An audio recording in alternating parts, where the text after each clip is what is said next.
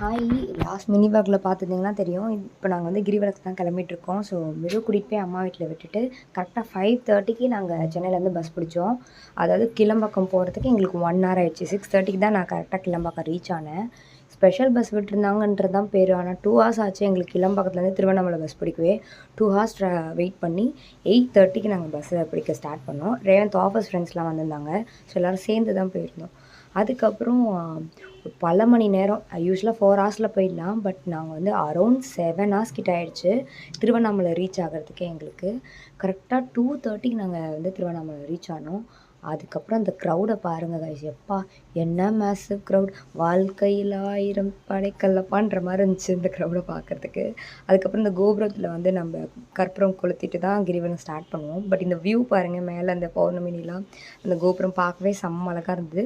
So இங்கேருந்து நம்ம வந்து ஸ்டார்ட் பண்ணோம் கிரிவலம்.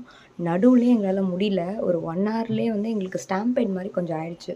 எங்கள் கூட வந்தவங்களாம் நாங்கள் மிஸ் பண்ணிட்டோம். அதனால் ஒரு 5 minutes அவங்கள வர வரைக்கும் நாங்கள் வெயிட் பண்ணி கொஞ்சம் ரெஸ்ட் எடுத்துகிட்டு அதுக்கப்புறம் நடக்க ஸ்டார்ட் பண்ணோம். இது வந்து பார்த்திங்கன்னா 7:30 இருக்கும் மார்னிங். வெயில் வரும்னு நினச்சோம். பட் ஆனால் அண்ணாமலையார் அப்பப்போ கொஞ்சம் மழையெல்லாம் தூவி எங்களை காப்பாற்றினாரு. கொஞ்சம் பிரெத் டேக்கிங் மூமெண்ட்டாக இருந்தது எங்களுக்கு. அதுக்கப்புறம் 7 hours, யூஸ்வலாக 4 ஹவர்ஸில் முடிப்போம். 7 hours நடந்து இந்த கிரிவலத்தை ஃபைனலி நாங்கள் முடிச்சிட்டோம். அதுக்கப்புறம் நேராக பஸ்ஸை பிடிச்சி வீட்டுக்கு வந்தது தான் செம்ம ரெஸ்ட்டு.